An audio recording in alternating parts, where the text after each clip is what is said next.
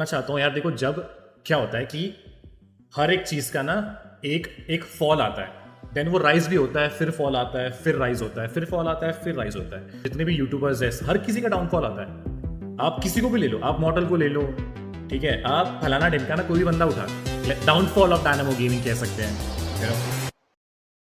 ये है Aadi Sawant, popularly known as Dynamo gaming. क्या हो अगर मैं कहूँ कि डायनेमो एक टाइम पर इंडिया का नंबर 1 गेमिंग कंटेंट क्रिएटर था, ऑल्सो पूरी बीजीएमआई कम्युनिटी का नंबर 1 कंटेंट क्रिएटर, जिसने सबसे पहले 10 मिलियन सब्सक्राइबर्स का माइलस्टोन अचीव किया। आज से ठीक 5 साल पहले उनके हर एक वीडियो पर 3-4 मिलियन व्यूज काफी इजीली क्रॉस किया करते थे। उनके daily 1000 of new subscribers gain हो रहे थे। उनके अनबिलीवेबल स्नाइपिंग स्किल्स और गेम प्ले के लोग दीवाने हो रहे थे, और उनका वो आइकॉनिक डायलॉग वो तो आज भी काफी पॉपुलर है। उनकी इसी गेमिंग स्किल्स के चलते उन्होंने ई स्पोर्ट में भी पार्टिसिपेट किया, जो कि एक ह्यूज अचीवमेंट है। बट काफी कंटेंट क्रिएटर्स एंड ऑडियंस ऐसी भी है जो कि डायनेमो को इसी बात के लिए हेट एंड क्रिटिसाइज करती है, जिसके चलते उन्हें हैकर एंड चीटर तक का टैग दे दिया गया। और दूसरी तरफ अगर हम डायनेमो के चैनल के ग्राफ को देखें तो उसमें बहुत बड़ा डिक्लाइन देखने को मिला। जहाँ उनका हर एक video 3-4 million views easily cross कर रहा था, उनके daily 1000 of new subscribers gain हो रहे थे। अब सिचुएशन बिल्कुल अलग है। आज उनकी वीडियोस को 1 लाख व्यूज के लिए भी स्ट्रगल करना पड़ रहा है। इमेजिन करो 10 million subscribers and only 1 lakh view. That means only 1 or 2% of his subscribers watching his video. ऐसा लगता है जैसे उनका चैनल 10 मिलियन सब्सक्राइबर्स पर स्टक हो चुका है। अगर इजी वे में बोलूं तो उनके चैनल का डाउनफॉल होता जा रहा है। इस डिक्लाइन के पीछे तुम्हारा आंसर होगा PUBG ban, but actual reason ये नहीं है। आखिर ऐसा क्या हुआ कि डायनेमो बीजीएमआई का नंबर 1 कंटेंट क्रिएटर होने के बावजूद भी आज नंबर 1 नहीं? Actually what went wrong with Dynamo gaming and his channel?